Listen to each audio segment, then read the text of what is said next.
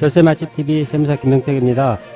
일전에 정중과 관련해서 기본적인 내용에 대해서 제가 영상을 올렸었는데요. 이번 시간에는 정중의 고유목적 사업과 관련해서 한번 살펴보도록 하겠습니다.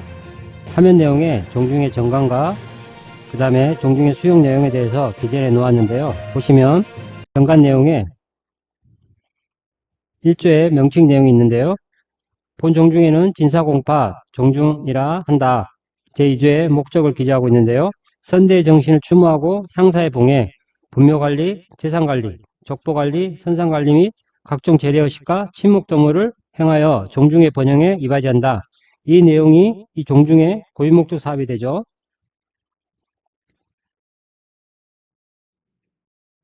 그리고 내용을 보시면 다 비영리 사업이죠. 비영리 사업을 고유목적 사업으로 이렇게 정의하고 있는데요. 그리고 수용 내용을 보시면 7개의 분묘가 소재하는 정중 소유의 임야 및 묘토가 공익사업에 따라서 2020년 4월 지자체의 도로로 수용되어 보상금 21억을 수령하였다. 질의 내용 첫 번째로 보시면 수용 보상금은 양도소득세 과세 대상인가요? 이 부분에서 한번 살펴보겠습니다. 양도소득세는 자산의 그죠? 자산의 유상양도, 유상이전, 유상양도를 양도세 과세 대상으로 하고 있죠. 이때 자산에는 토지, 건물, 부동산을 취득할 수 있는 권리, 주식, 기타 자산, 파생상품 등 이런 게 해당이 되는데요. 이 종중과 관련해서만 보면 지금 토지의 유상양도가 이루어졌죠. 따라서 양도소득세 과세 대상이다.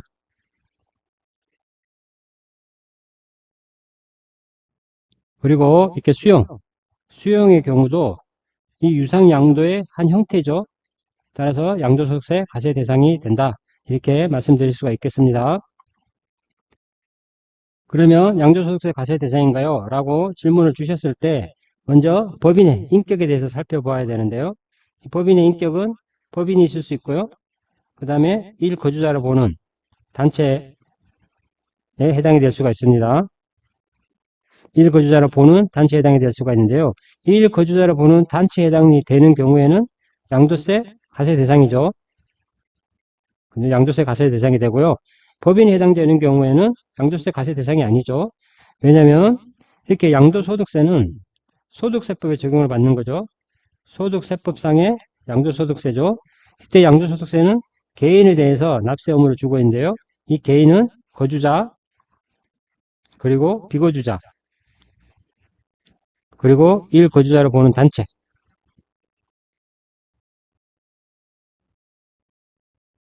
그리고 1비거주자로 보는 단체 이렇게 구분할 수가 있는데요. 이럴 경우에는 개인으로 봐서 소득세법의 규정을 적용받게 됩니다. 그러면 거주자와 비거주자 그리고 1거주자로 보는 단체의 차이가 있느냐. 이 거주자와 비거주자의 경우는 자연인이죠. 생명에 있는 자연인인 거고요. 이거 1거주자로 보는 단체의 경우는 단체이기 때문에 자연인에는 해당되지 않는다. 이렇게 보시면 되시겠습니다. 따라서 1거주자로 보는 단체에 해당이 된다라고 하면 양도소득세 과세 대상이고요. 그렇지 않고 법인이라고 하면 법인세법에 적용을 받기 때문에 양도소득세가 해당이 없죠. 따라서 양도소득세 과세 대상이 아니다. 이렇게 답변을 드릴 수가 있겠습니다. 두 번째 질문은요.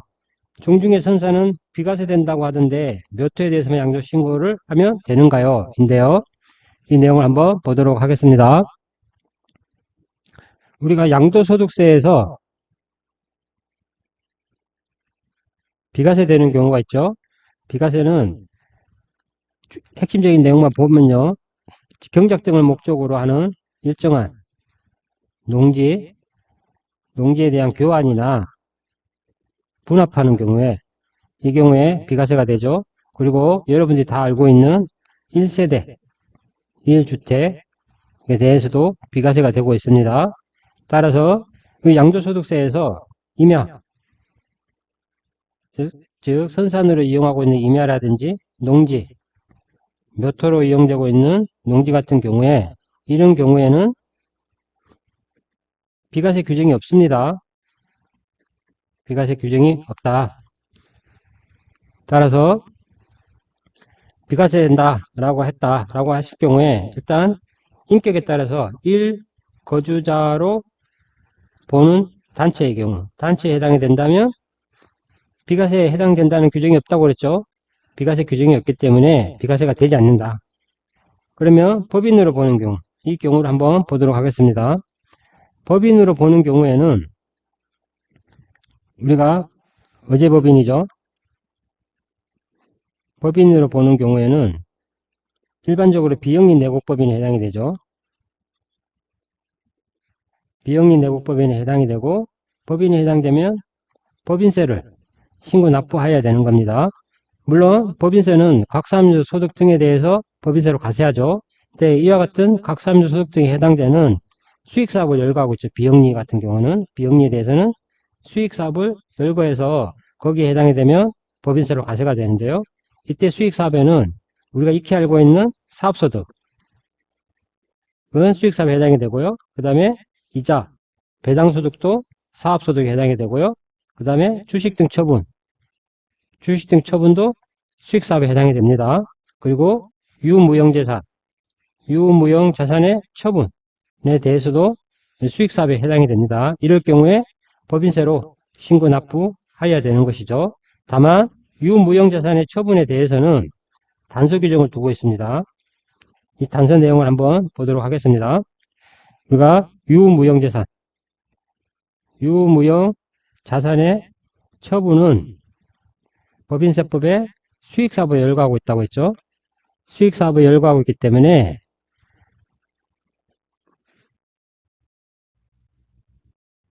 수익사업에 해당이 되죠. 따라서 법인세로 신고 납부해야 되는 겁니다.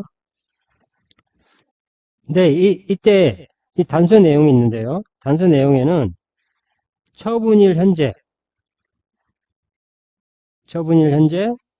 소급하여 3년 이상 계속하여 고유 목적 사업에 직접 사용한 경우 이 경우에는 수익사업으로 보지 않는다라고 규정하고 있죠. 수익사업에 해당되지 않는다. 따라서 수익사업에 해당이 되지 않으면 결과적으로 비과세 되는 거죠. 이렇게 수익사업에 해당되지 않으면 비과세가 되는 것입니다. 따라서 이렇게 비영리 내국법인의 경우에는 수익사업이 있을 수 있죠.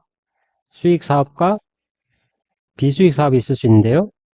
이렇게 수익사업이 있는 경우에는 구분격리해서 그죠? 수익사업과 비수익사업을 구분격리해야 되는 거죠. 구분격리해서 수익사업에 대해서만 법인세로 신고 납부하시면 되는 겁니다. 우리가 이렇게 비과세를 판단하기 위해서 비영리 내국법인의 경우에 이 고유목적 사업에 사용하는 경우는 비과세가 되잖아요. 그래서 비과세를 판단하기 위해서는 먼저 법인 형태여야 되는 거죠. 그죠? 법인 형태여야 됩니다. 왜냐하면 우리가 임야나 농지에 대해서 처분하는 경우에는 소득세법상에 비과세 규정이 없죠. 비과세 규정이 없기 때문에 법인세법상에서는 고유목적을 사용한 경우에 비과세 되는 규정이 있잖아요. 따라서 1차적으로 법인 형태를 판단하셔야 되는 거죠. 그 법인 형태는 직전 연도에 법인세를 신고하였다면 법인일 거고요. 그 다음에 세무서에 법인으로 신청해서 승인을 받았다고 하면 그때도 법인으로 판단하시면 되고요.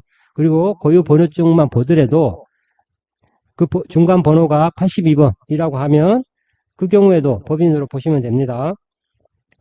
우리가 법인으로 신청해서 승인을 받는 경우에는 우리 고유 번호증을 받잖아요. 물론 수익사업이 있을 경우에는 사업자 등록번호로 대체하시면 되는 겁니다. 그러니까 고유 번호증 상에 사업자 번호 체계하고 동일하죠. 중간 번호가 82번이면 법인 형태다. 이렇게 판단하시면 되시겠습니다.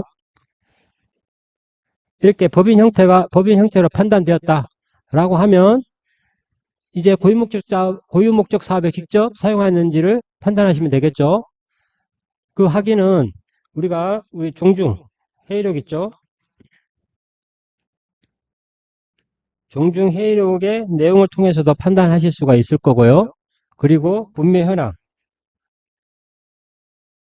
분매 현황에 대해서도 체크해 보셔야 되고요. 더불어서 연구자 명단 이 부분도 확인하셔야 되죠. 왜냐하면 무용고 묘가 있을 수도 있고요. 그 다음에 종중 외에 타인의 묘가 있을 수도 있기 때문에 이 부분도 추가적으로 체크하셔야 됩니다. 그리고 우리 항공사진, 그죠? 항공사진 등을 통해서도 체크하시면 되고요. 그리고 제례를 지내는 이 증빙을 통해서도 이 고유 목적 사업 여부를 판단하셔가지고 처분 현재 소급해서 3년 이상 계속 고유 목적 사업의 사용 여부를 판단하셔서 여기에 해당이 된다라고 하면 비과세다 이렇게 판단하시면 되시겠습니다.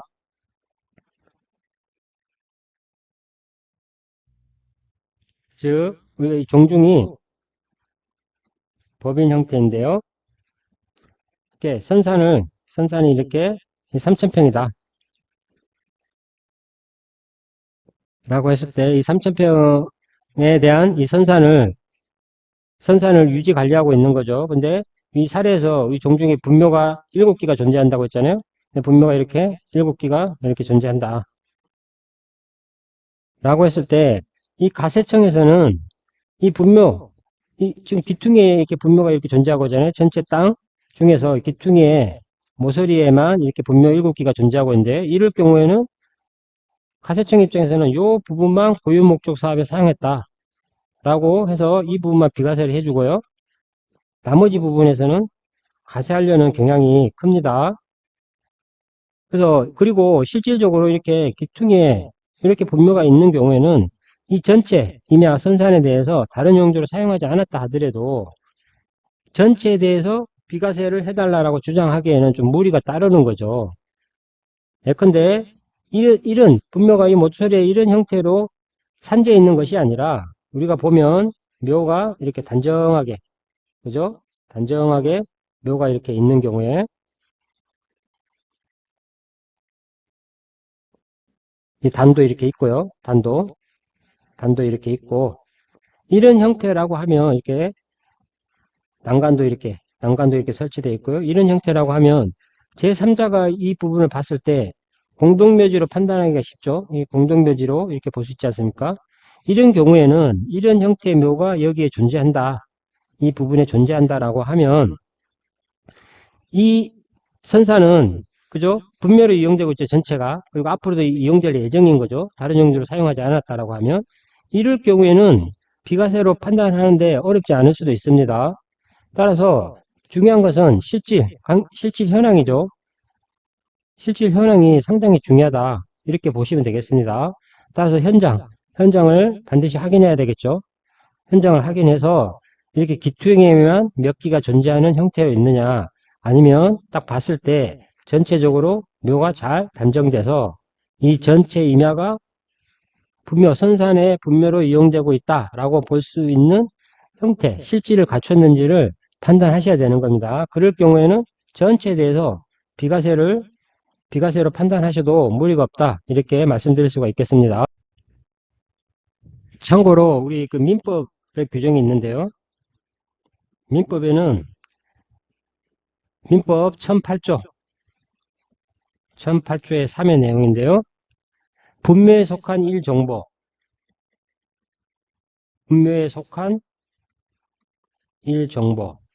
일정보라 하면 3,000평을 의미하죠.